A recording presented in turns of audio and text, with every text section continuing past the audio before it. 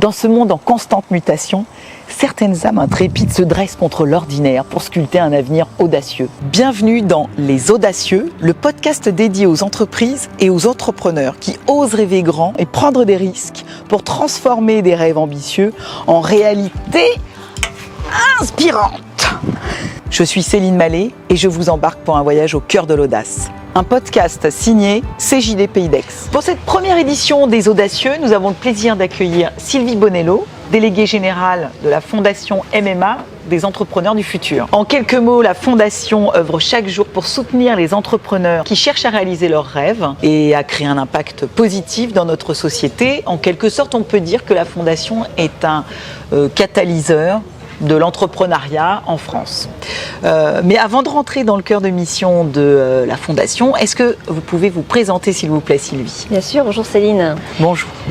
Je suis Sylvie Bonello, je suis la déléguée générale de la Fondation MMA des entrepreneurs du futur. Donc j'ai 58 ans, j'ai 3 enfants et une petite fille. Bravo, beau parcours.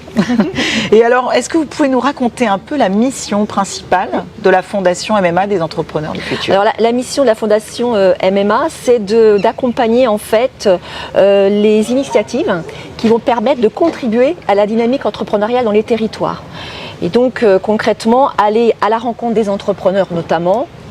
On fait plein de choses, mais notamment aller à la rencontre des entrepreneurs pour les aider à mieux comprendre l'environnement qui interfère dans leur quotidien.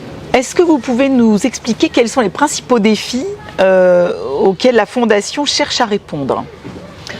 Alors, le premier défi, c'est d'être auprès des entrepreneurs dans tous les territoires de France. Ça, c'est ce qu'on veut. Oui. Ensuite, on a 3 sujets majeurs qu'on souhaite adresser. Le premier, c'est tous les sujets qui vont traiter autour de la RSE et notamment autour du climat. Okay. Donc à travers des événements où on va mettre en avant par exemple l'eau, le sujet de l'eau, le sujet de l'hydrogène vert, les énergies renouvelables. Voilà, c'est des thèmes qu'on peut traiter. Le deuxième sujet, c'est celui de l'entrepreneuriat féminin qui nous tient beaucoup à cœur. Et donc, on souhaite qu'il y ait plus de femmes entrepreneurs, notamment au niveau des PME et des ETI. Et donc, on œuvre aux côtés d'organismes, de réseaux pour encourager les femmes à devenir entrepreneurs.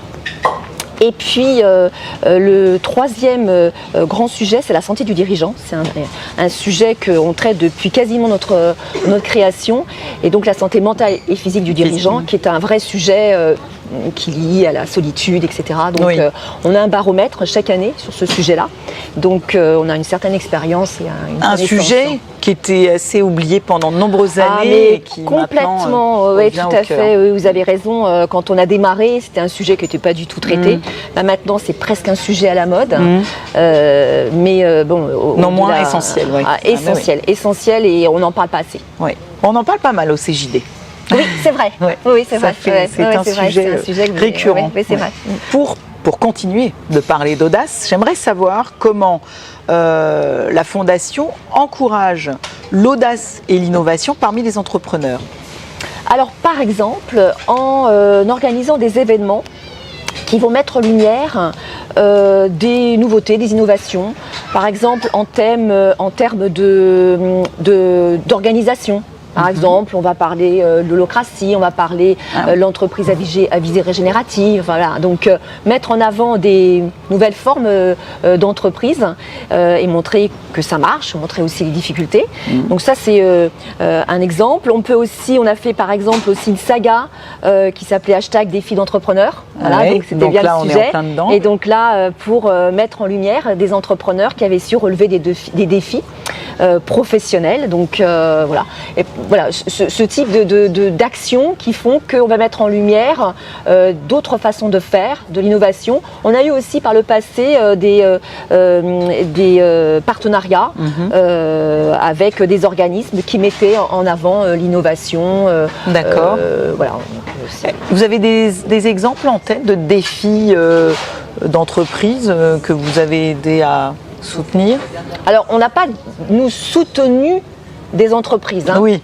On ne soutient pas les entreprises directement, les entrepreneurs directement dans leur projet. Par contre, on va les mettre en lumière et l'idée, donc ça les soutient directement. Oui, ça les soutient et puis ça montre aux autres que c'est possible aussi. Hein. Donc voilà, c'est vraiment l'idée.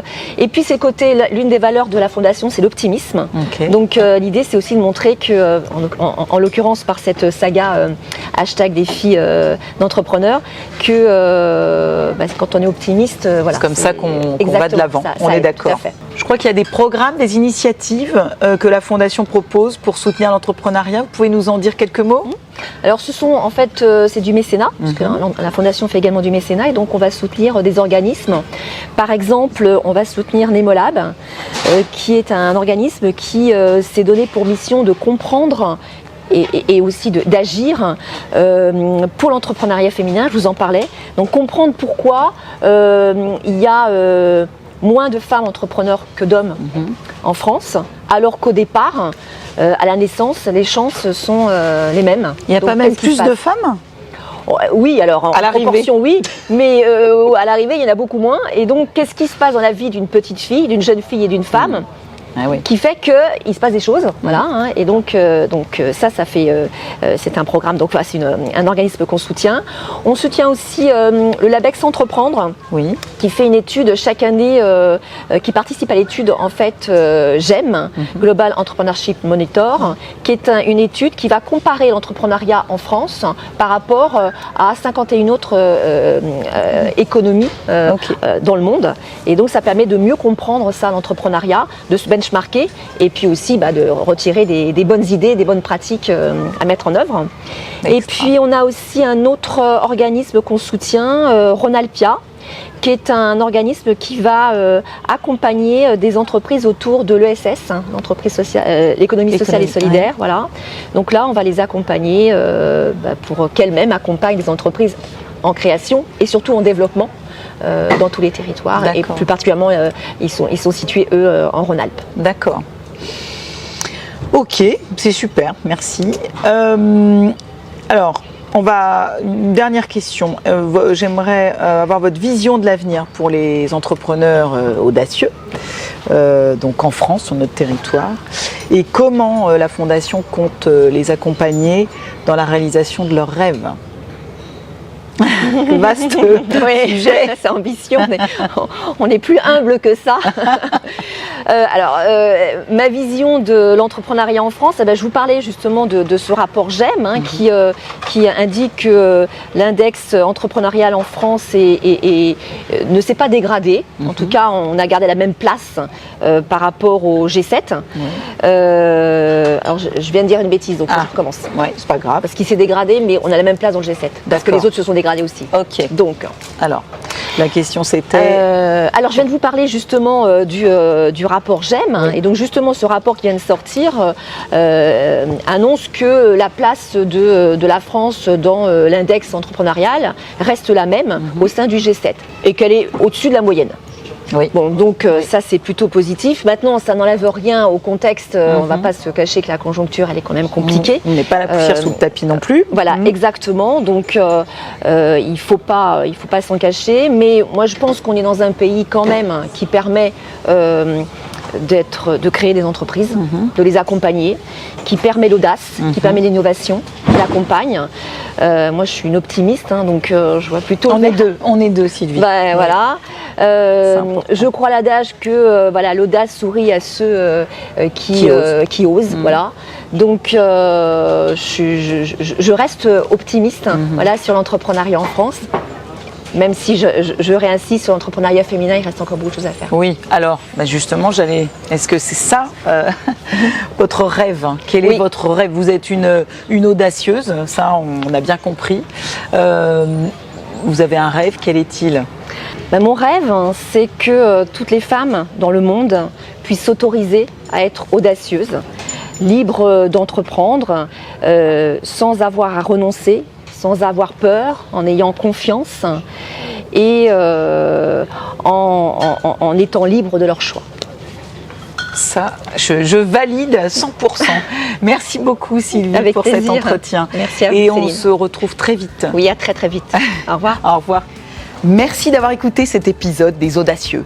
Et pour nourrir votre audace, ne ratez pas l'événement Osons rêver à Aix-en-Provence le 6 juin, organisé par le CJD Pays d'Aix, en partenariat avec les entreprises les plus audacieuses de la région. La grande reporter Marine Jacquemin, Dimitri Droineau, le chef étoilé de la Villa Madi à Cassis et la légende du football Michel Platini vous donnent rendez-vous le 6 juin à partir de 19h au stade de rugby d'Aix-en-Provence pour une soirée qui promet d'être très inspirante. Le grand talk donc, mais aussi des ateliers pour se former, des tables rondes pour s'enrichir, un cocktail pour réseauter. C'est une occasion unique de se connecter entre audacieux pour réaliser nos propres rêves. Renseignements et inscriptions sur www.lree.fr, les rencontres des entreprises engagées. Cultivez votre audace et rêvez grand. À bientôt les audacieux.